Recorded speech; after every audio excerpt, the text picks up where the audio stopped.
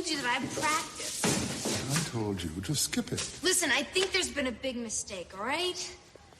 I mean, I appreciate that there are real vampires and you're on this big holy mission, but obviously somebody read their tea leaves wrong, because I'm not your girl. And I don't think I'm up to it. And just between you and me, neither do you. It is true. You have missed years of training. See? And you are undisciplined, frivolous. Don't I know it? Quite probably the most vacuous choice in my entire...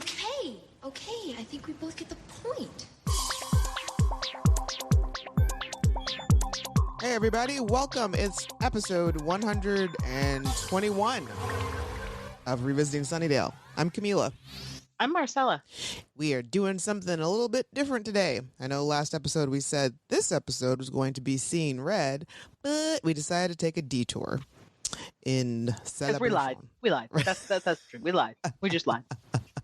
In celebration of spooky season. I mean, you know, most of Buffy the Vampire Slayer is kind of spooky, and we're always celebrating spooky season anyway. It's like 365 days of the year where we're concerned, but we decided to go ahead and do Buffy the movie, the original movie this time around, because it's been 120 episodes and we haven't done it yet. Exactly. I can't believe it's been 120 episodes. I was looking at something the other day and it was like, yeah, you started in 2016. I'm like, wow. Wow. It doesn't really seem like it's been 4 years. I know. Oh, man. Yeah. And here we are. So, yeah, it's going to be a treat. Probably depending upon how you feel about the movie. So a treat-ish. Right. Yeah, exactly. Follow us on Facebook, like us and talk to us on Facebook at Revisiting Sunnydale, on Twitter at Back to Sunnydale, Instagram at RVS_podcast, or go to the website, tool around at revisitingsunnydale.com. You can always find the podcast to rate, subscribe, and review at Apple Podcasts, Libsyn, iHeartRadio, Amazon Music, Google Podcasts, and Player FM. So, Buffy the And you know that other lady, she who will not be named. You can ask her too. Right. Blablexa. So, all right. So I was like, just get into like our history with this movie. I had seen it exactly one time, and that was probably like in 93. So it was definitely before Buffy the Vampire Slayer TV show existed. And this movie was the reason why I got into the TV show late, like 3 years later, because I was like, no, thank you. I don't want to see this show because I did not enjoy the movie. I adored this movie. I remember my parents didn't own it. We didn't have cable at the time. So, yes, we are that old that we didn't have cable. Get over it. Moving on. So I was babysitting. I was in high school. This was like the year before I graduated high school. So I was babysitting, and the people I was babysitting for had it. I watched it like 10 times that night. I would like put the kid to bed. They'd get up. I put them to bed, and I would just keep putting it on over and over and over. I watched the shit out of this movie. Oh my goodness. I loved it. I thought it was hilarious. I was a huge 90210 fan. So Luke Perry was Mr. Dreamy. Like, you couldn't get much better than Luke Perry at the time. Right. So I was all about it. Plus it was like, ew, Pee-wee's in a movie where he's not. What does Paul Rubens look like when he's not Pee-wee? Right. So there was a lot in this movie for me to grab onto and enjoy. Yeah. I don't remember. Was Luke on 90210? Was 90210 on when this movie came out? Mm-hmm. Okay. Yeah, because they graduated at the same time we did. Okay. I think they went to prom at the same time. Like it was like we were growing up together, except their lives were way more interesting than mine. Right. Yeah. I did not have any coked up friends or anybody. No. Nobody. My biggest problem was I'm wearing denim overalls today. Do I put one one buckle up and one down, or do I go with both and look like a farmer? Do I roll them up on the bottom? Those were my issues. Yeah. Okay. So, yeah. Buffy the Vampire Slayer, the movie, was released on July 31st, 1992, written by Joss Whedon, directed by Fran Rubel Kuzui. Sure. Flighty teenage girl Buffy Summers learns that she is her generation's destined battler of vampires. Yeah. Battler? That somebody came up with it. It's right in the title of the movie, guys. Right?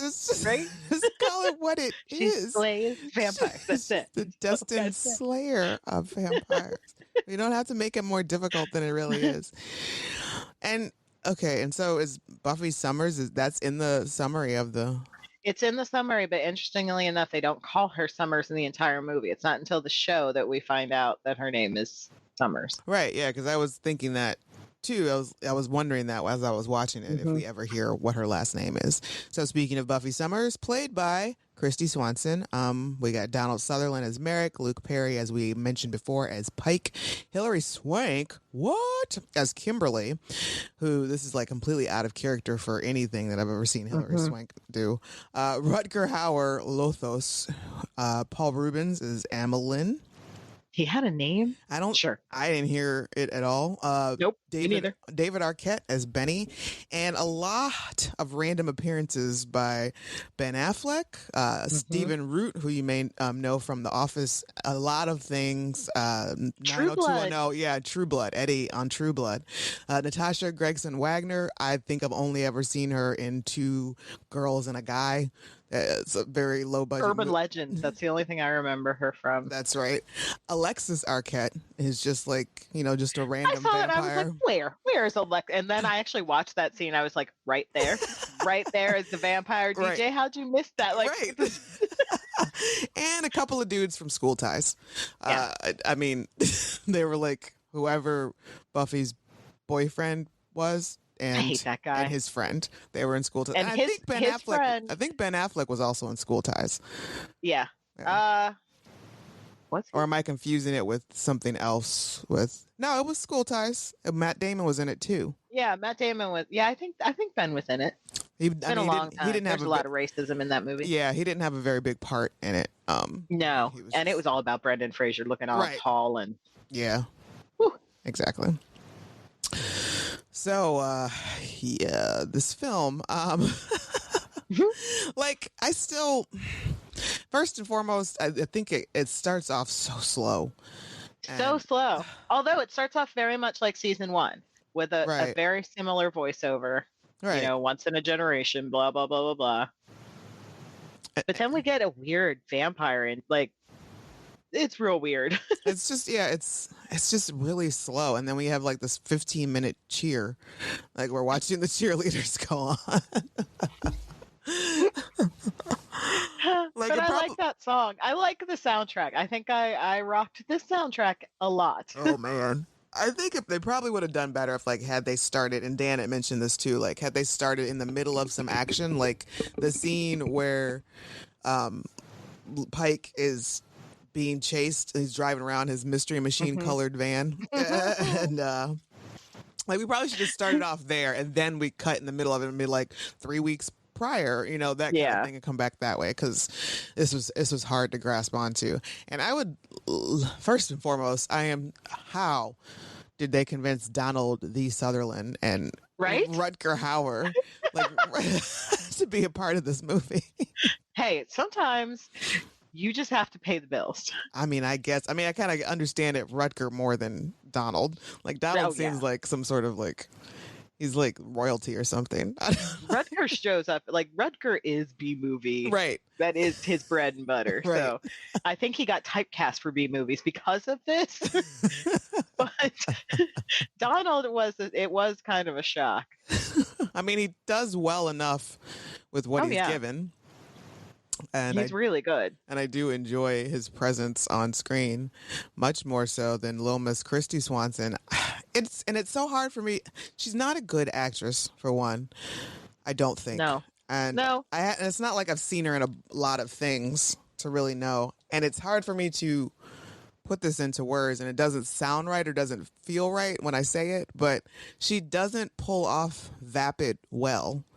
Like, as well as Sarah does, as well in as Sarah season does. 1, and I don't know if that's just because I'm expecting a certain level of what her character of who Buffy is supposed to be at this point in her life, or and she was just like working on a different scale. So she definitely seems more Valley Girl to me. She does seem kind of, I can't believe the host of Studs is the basketball coach. She's very flighty. I absolutely love the mall scene when she's talking about her history professor and he says that she has no sense of history. And she's like, Yuki wears a brown tie. Like, that's pretty vapid and pretty dumb. And she, in those kind of scenes, I think she pulls it off pretty well. I think she's adorable. But I don't understand this entire school. The cheerleaders they're terrible. You can almost see them counting as they're cheering this halftime show length performance that's going on. And it just keeps going. Yeah. And going. It's like the Energizer Bunny of halftime performances. Right. And this is just a basketball game. Do they have cheerleaders at basketball games? I never went to basketball games. Yeah. That performed? I don't know, like all like this. But I don't think I may have gone to one basketball game in my high school career. So I am not a good source for this knowledge either. Of the, this is like a mini Cordette group that we have here. I enjoy Christy the most. Hillary, I think, was just starting out in her career, so she's kind of just itchy. Right. Paris Vaughn is the definition of vapid. Right. And she's the worst example of just a high school bitch. She's just like when she doesn't even know why they have to invite all the seniors. It's so dumb. Like this whole thing is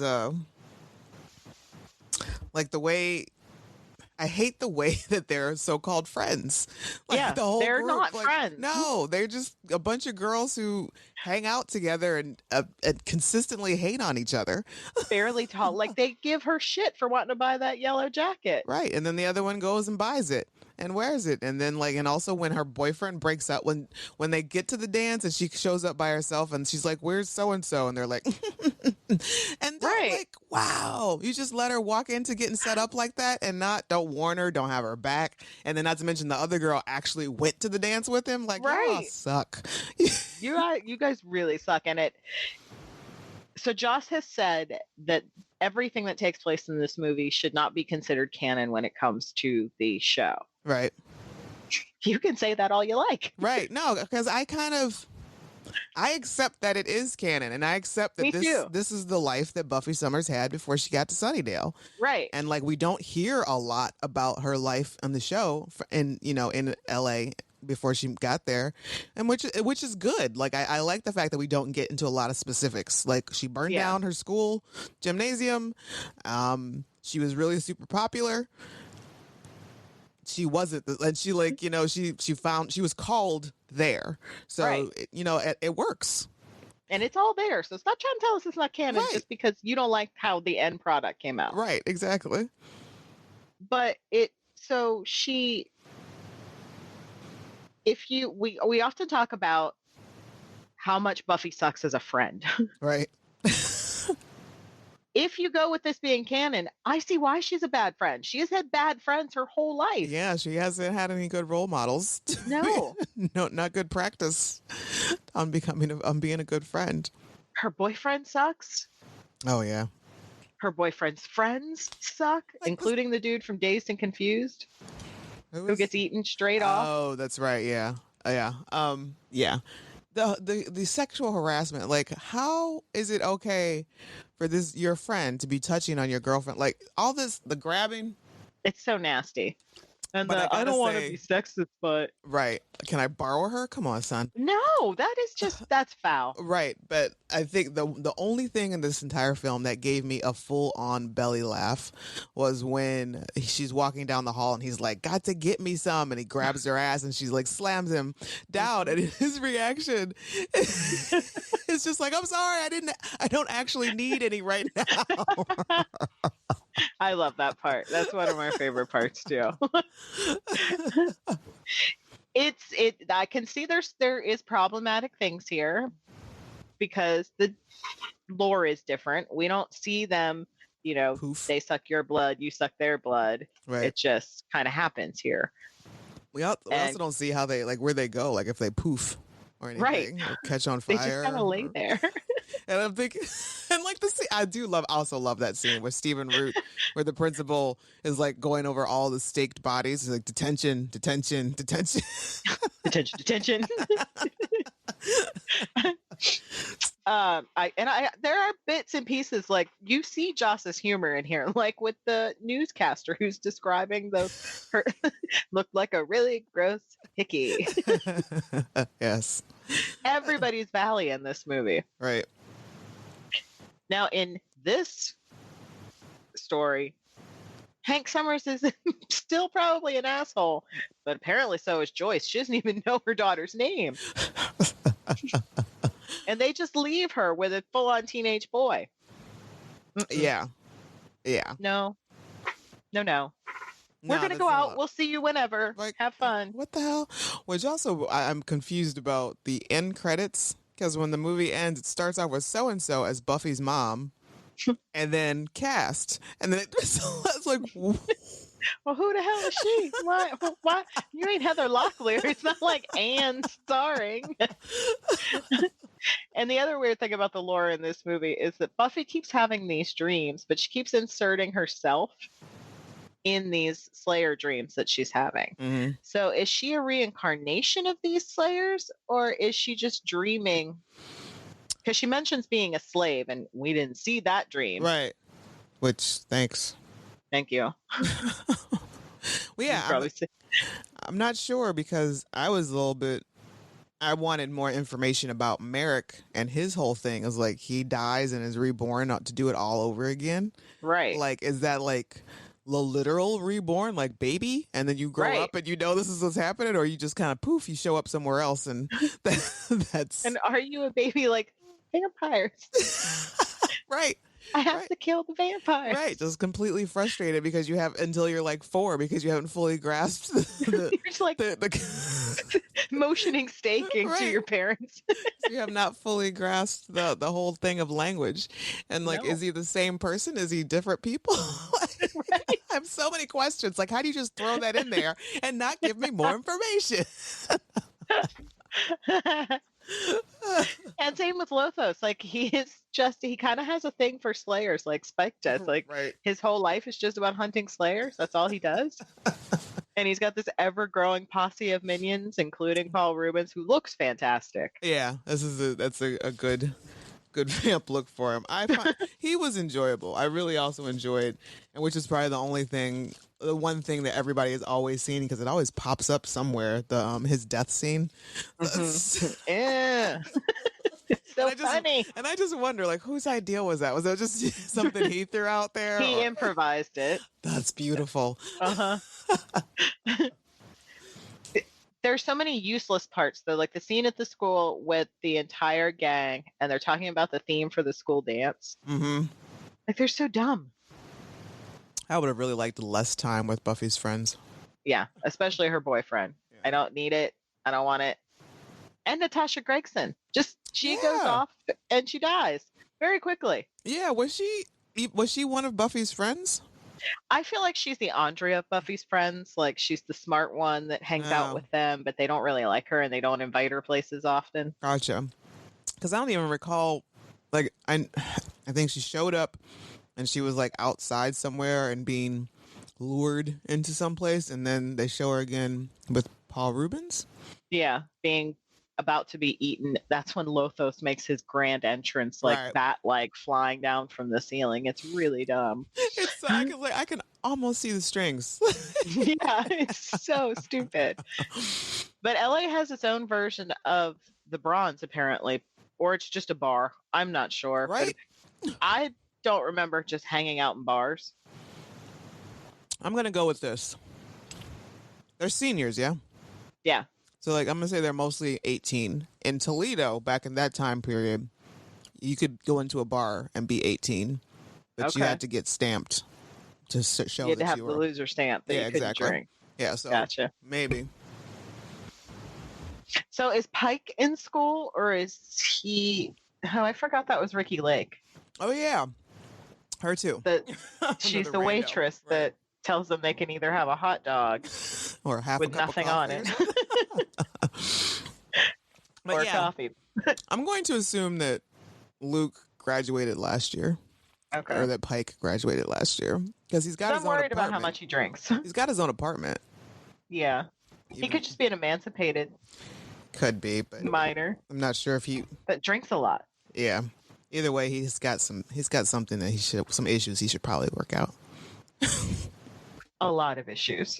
But he's got a little, flirtation going with Buffy. I mean, I really enjoyed Luke Perry in this movie. Yeah. Except for the soul patch. Oh Good my God, the soul patch. Well, with that soul patch, like in the beginning of the movie, he reminds me of Trent from Daria. Yes. He could have been a live action Trent. Right. He sure could back then. And David Arquette's kind of adorable here too. Yeah, he's a lot less annoying than he usually is in these things. But they're like kind of hitting on the girls, and the girls they giggle too much. I don't understand what's so funny at any time. Like in the movie when they were just giggling, like, shut up. And here in the bar, just shut up. Yeah. And when he realizes that they're the girls from the movie, he's like, we hate you. And the girls don't care. No. And I do like when she flays his dog. It does kind of crack me up. Yeah. There's like things like there were scenes like that, and I forget what other one, but there were like two other ones where like some really cool imagery was shown just off screen. Yeah. Why? What? When she spits at the fly. Yeah. It's really cool too, but they don't really show it. You just all of a sudden see the fly. Right. With the thumbtack in it. Luke and so Pike and Benny they're drunk talking about how much they hate those girls, but Benny's talking about how much he would still sleep with them, which Pike is just like, you hate them, but you'd still have sex with them. What is that even about? And they're so drunk that Benny starts to get sick, but Pike passes out, which is a good thing that he passes out because Benny gets taken and eaten. But he already looks like he's in his vampire makeup when Paul Rubens grabs him. And yes, the vampire makeup in this one, the ears are over the top.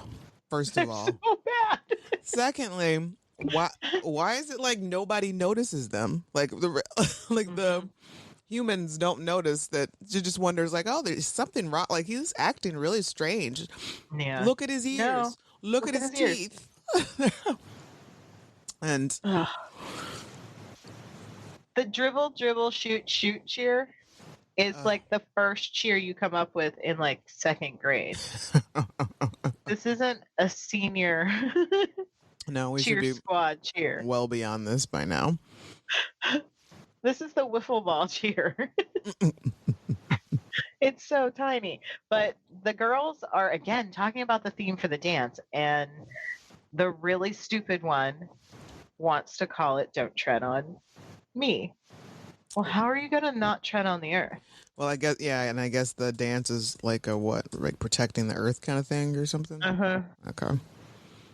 Which always reminds me of the Sherman-Williams logo where they like pour paint all over the world, which, how is that? That seems like an environmental disaster, but... Yeah, that doesn't make for a comforting imagery. Right. So, like, yeah, so there's just, I mean, I can totally accept this as canon, and but there's a lot of things, and again, like, there's like, we've got what, a 5-year gap between where this was and then when Buffy, the show, began. But it's just like, and I don't know what the budget was for this film, but just like the lack of vampires going poof, or like like the terrible makeup, like because there's one scene where like a couple of random vampires are attacking someone, and you can like the one looks like a mime. He does. Got so much, like I can see the line where where your makeup ends and your neck begins, and there's just like, and the whole Merrick thing.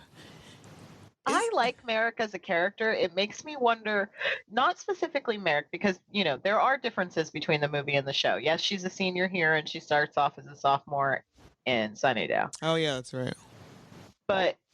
And she had a watcher in that episode where we saw her go back, where we saw the flashback to LA. Someone did come, and that person did try to. Who was that? Was he Merrick? More than likely, yes, he was Merrick.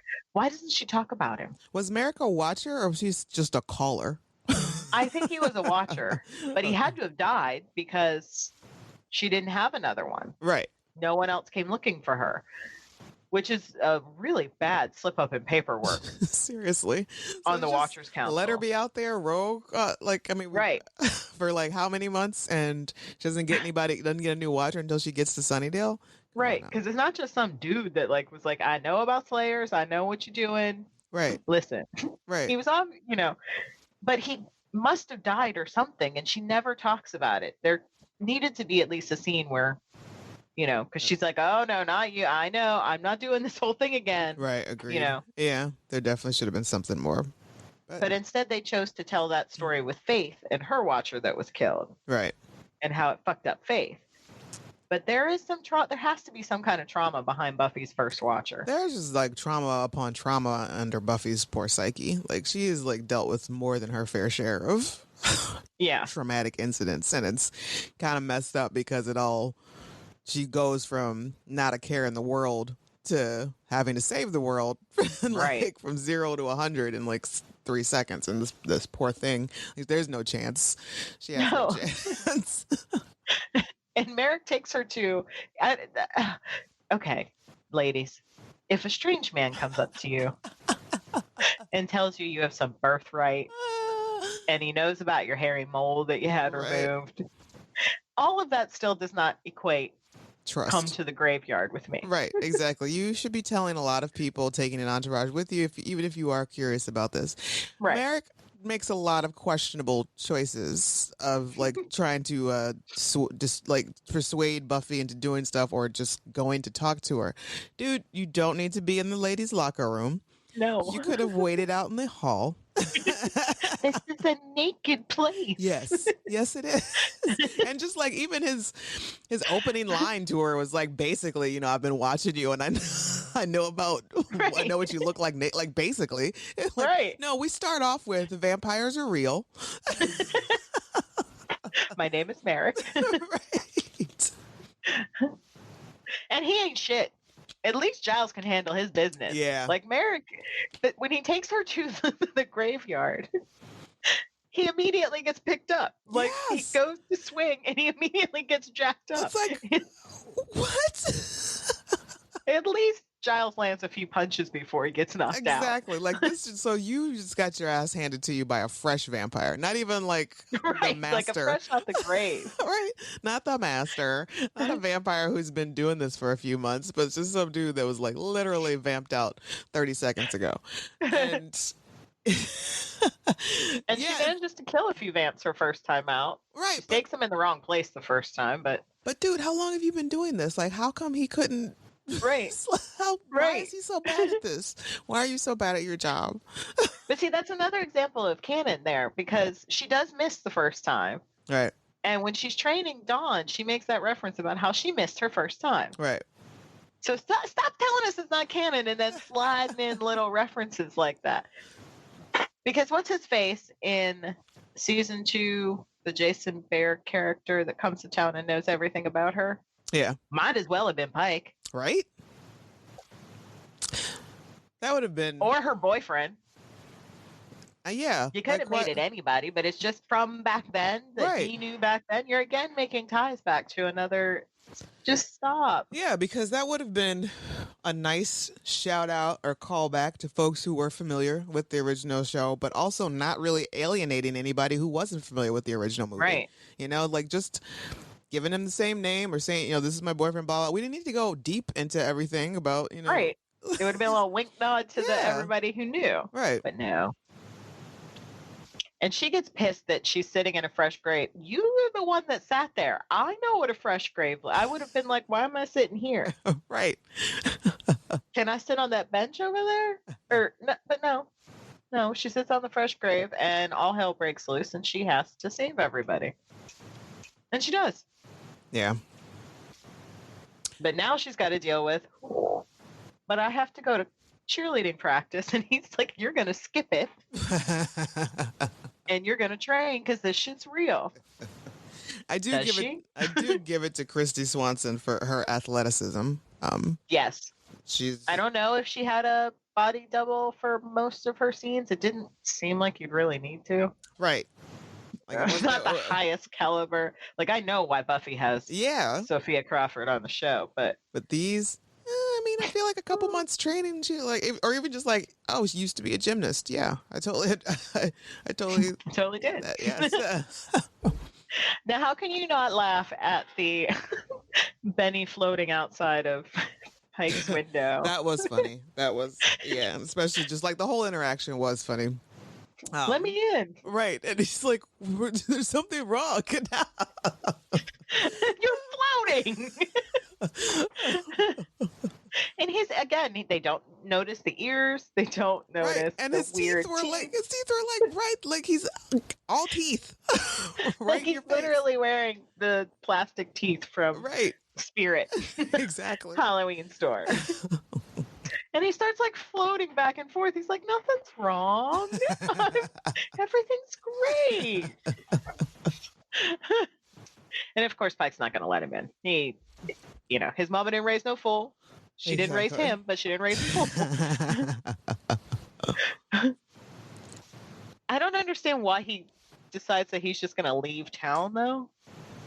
Because there's been a lot of things, a lot of weird, spooky stuff happening. People going missing, and then that was after his brother. That was after he saw dude, Arquette. After some weird guy took me home. Right, yeah. And then because so he's at the mechanics and he's like, I needed this part by blah, blah, blah. It's almost dark. I gotta get the fuck out of here. It's just like, what do I do if I see so-and-so? He's like, run. He's like, do you know who that mechanic was? He looks familiar to me, but I see that it's Thomas Jane. What? Right? Why are so many people in this movie? And he was cute too. Yeah. Thomas Jane's always pretty cute, but this was like the fourth thing he had done. Oh wow. Yeah. I wonder if just casting companies were just smaller back then, and it was all the same pool. Like either we're shooting in LA or it's shooting in New York, and so everybody goes to the same casting calls, and especially if it's a teen movie, holy shit, that's right. It's everyone in Hollywood. Everyone's got to be the same pool of folks throughout the whole thing. So, which is probably why we see a lot of the same people, familiar faces throughout the 90s, and a lot of the teen comedies. It's like British TV. You always see the same people in British movies. It's a very small pool, and they're always in everything. I don't understand her ribbon dream. How does she has a dream about the ribbon, but then the ribbon's on her head when she wakes up? Maybe it's not a dream. Maybe dude is in her house. I was confused by that from Jump Street. I'm like, who the fuck wears that to bed? Who the fuck is tying up their hair in a ribbon? Like, it was 1952? Right? It's like, okay, Sandra D, let's just relax over here. And here's your teddy bear and snuggle up against me. Why are you in my room? What's happening? Now she's in his room, but she has that ribbon on her head when she wakes up. Right. And he seems shocked that it's there. Yeah, right. So that's what makes me think that she didn't put it on her head in the first place. And also he shows up when he shows up at the end when they meet, he has the ribbon. Which is, and it's so weird because she specifically asks Merrick, they can't come in unless I invite them. And he says yes. So they establish that that's a thing. Then how'd you get that ribbon on your head? Is he magic? I don't understand. It's like Force lightsabers showing up where they're not supposed to be. Yeah, they don't do... It's cool, but nobody explains it. Right. They don't do a good job of a lot of explanation. There's not a lot of good explanation in this film. Which... Yeah, it was 92. Seriously, honestly. Did you need it? Nobody was really paying that close of attention. No, nobody cared. Nobody cared.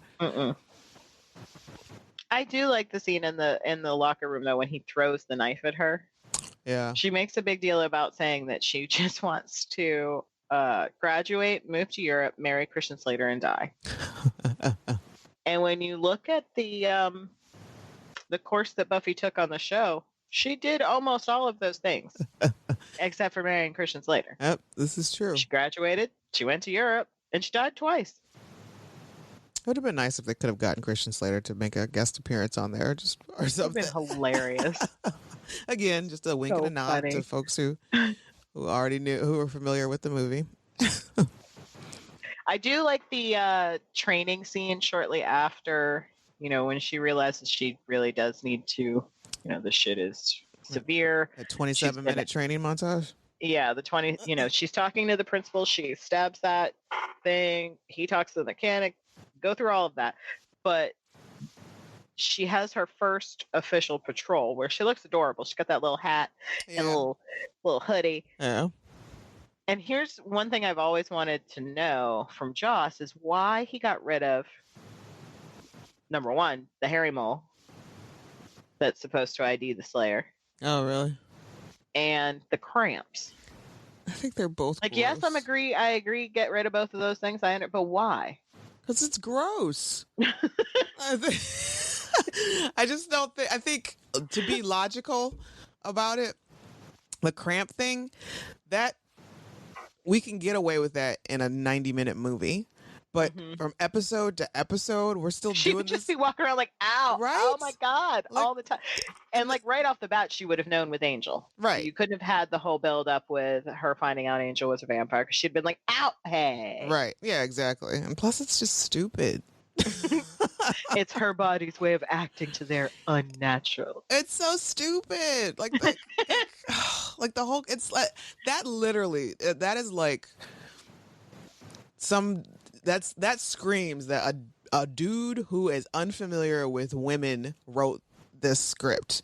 Yes. You know, like, okay, I don't know much about girls, but a Slayer has to be a girl, so and we have to put in the fact that they get cramps when they get their periods, right? So, like, that's... And some studio head was like, that sounds awesome. Right. How much money would you like? Right. And she actually had to act that. I do like her reaction when he's like, you have cramps. You. Right. Like, not that it's any of your business. But... Exactly. And that's another thing. Like, how do you keep going about, like, it's not your bit. Like, leave me alone. Right. Don't worry about what's going on in my uterus. Like, fuck. And imagine the confusion when she does just have cramps and she's like, is there a vampire? Where's the vampire? Is it just cramps? I'm so confused with my own body.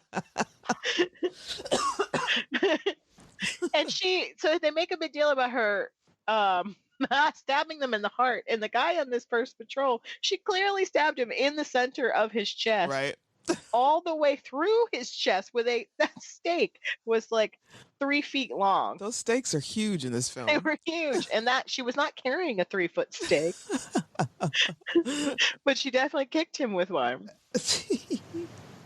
Now, if it is canon, I keep going back to this, but if it is canon, this relationship, she gets very close to Merrick in a very short amount of time. Yeah, I was wondering, like, what is the amount of time that is spent here? I mean, I guess it can't be that long. The only thing that we really have as a time marker is when they start talking about the dance to when the dance actually happens. Yeah. So a month, maybe a couple months.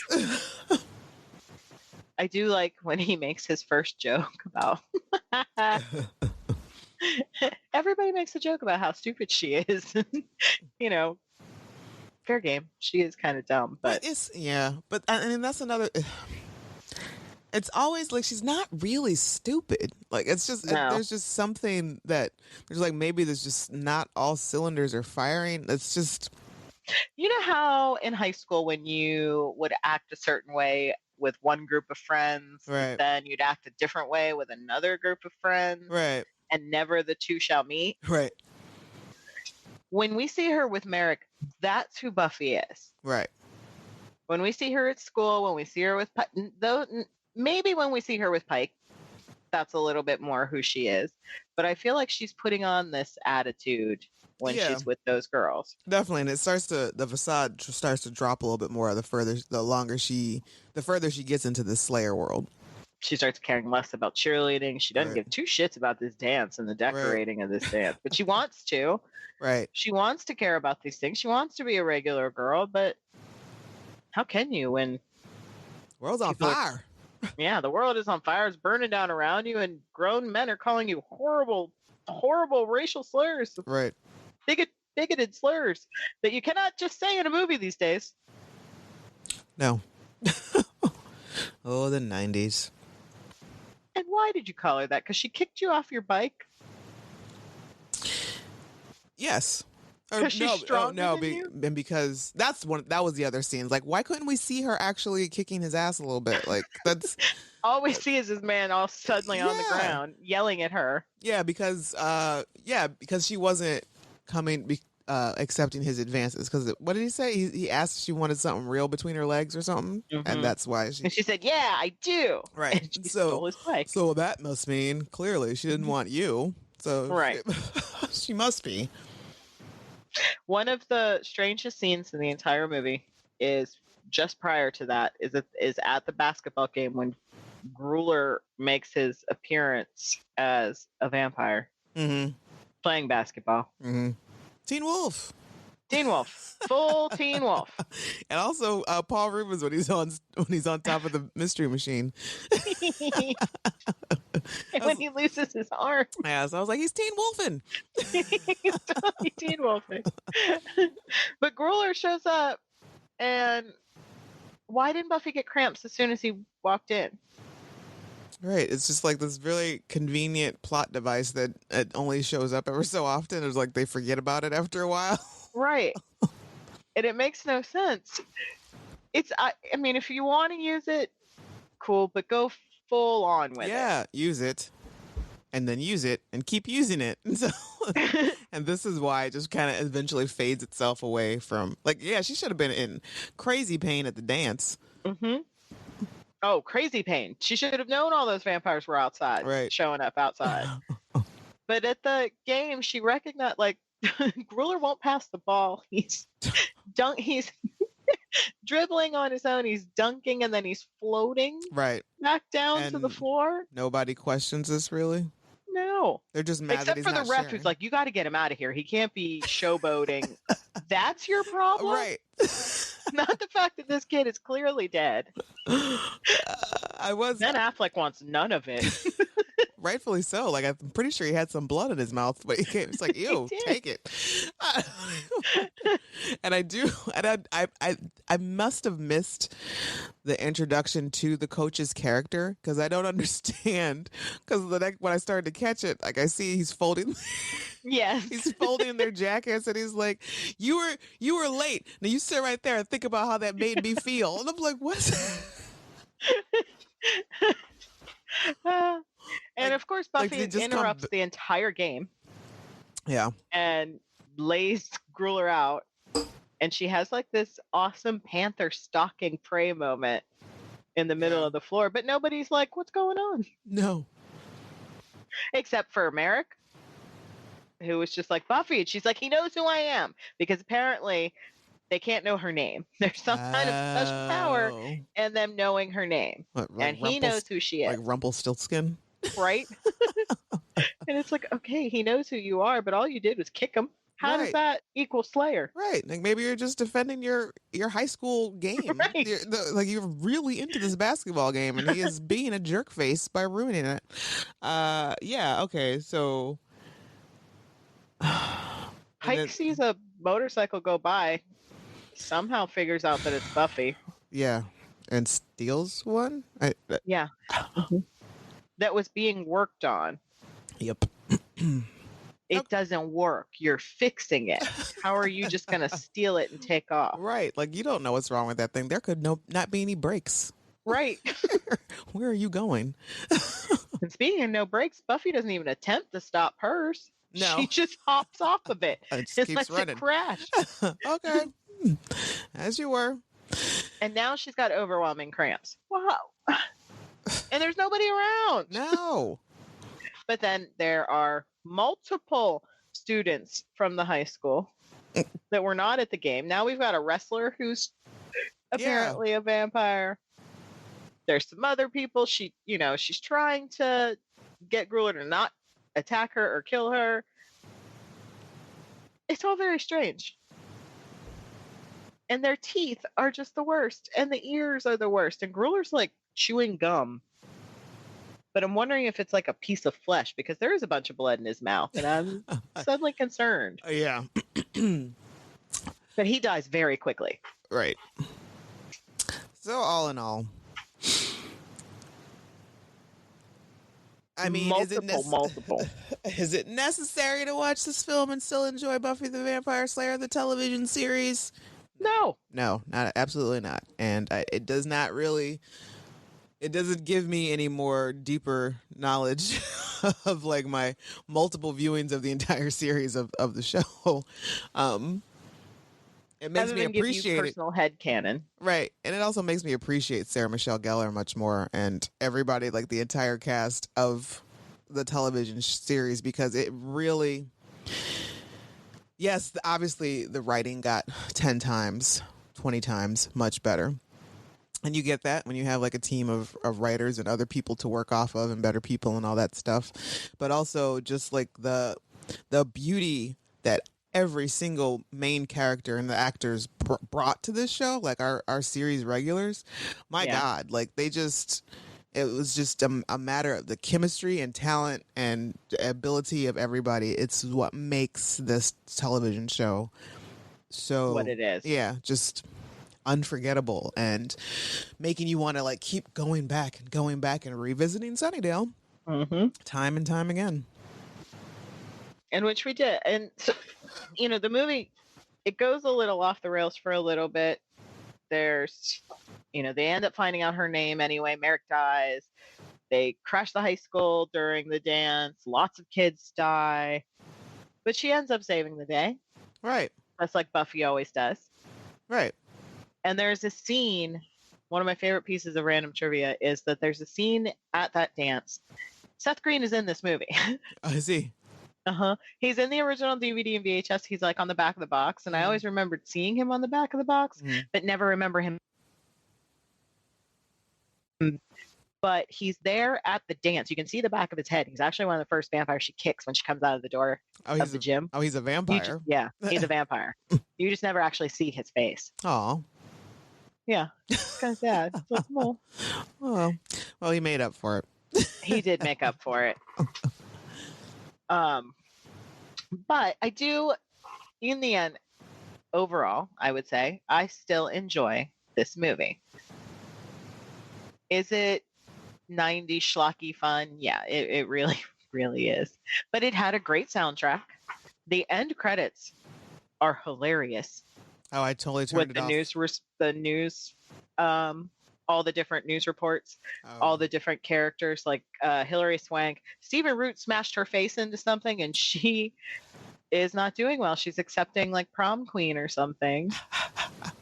He's talking about all of the kids, which you can kind of see how Principal Snyder would decide to not mention vampires and make them gangs on PCP, because this is how people react when you tell them the truth. So since there was stuff in the end credits that I missed, does Buffy set the gym on fire?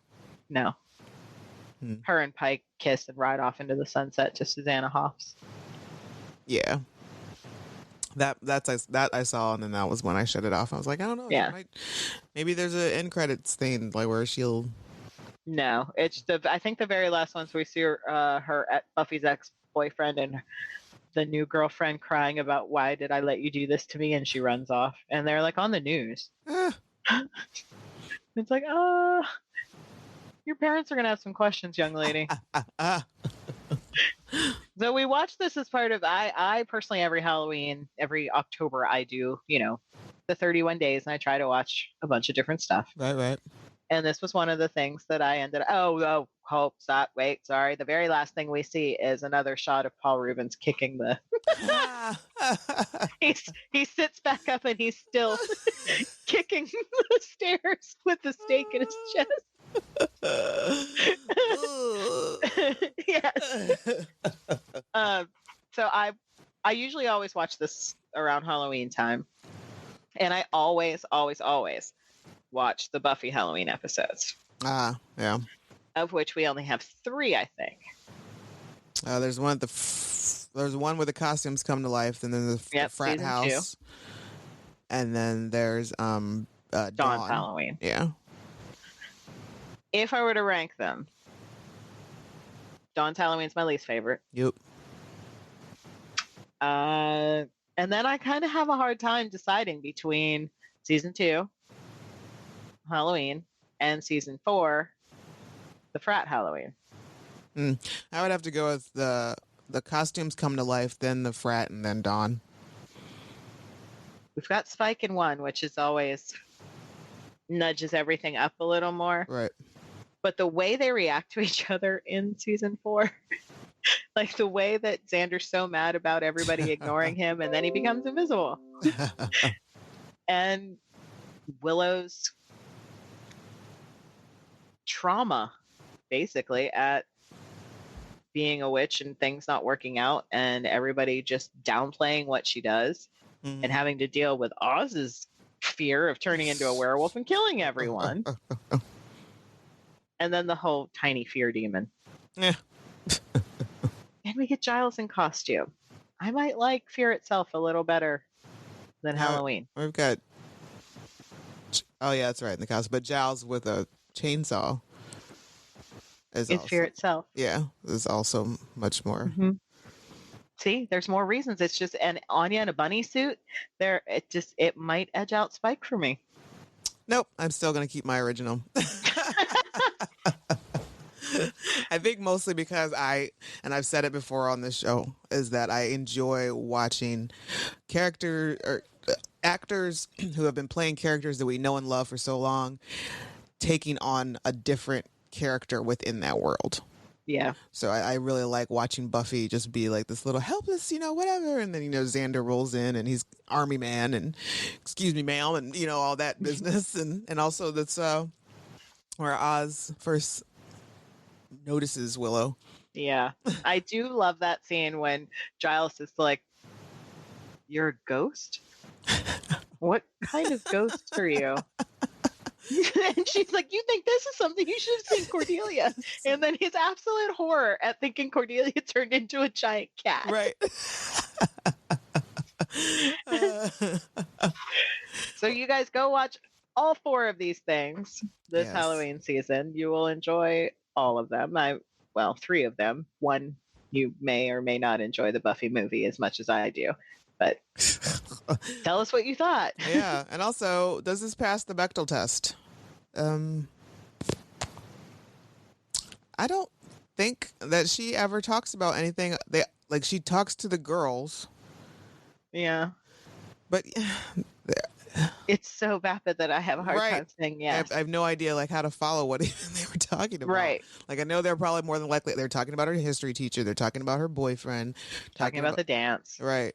So maybe at some point, talking shit on each other. Right. So maybe kind of slides in there underneath, just barely. Yeah.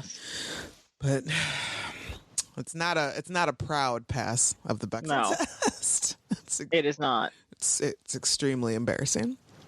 So yeah, let us know your thoughts on everything. You can record a MP3 file less than 2 minutes. Email it to revisitingsunnydale@gmail.com, please. Now, next week, we promise.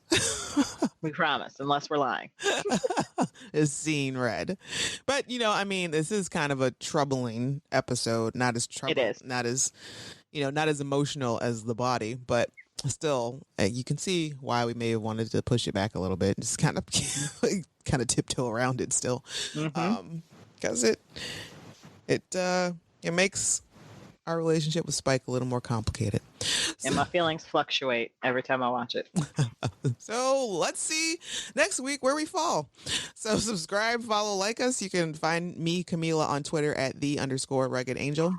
Or me, Marcel, at mspear7338. All right. Thanks for listening and happy Halloween.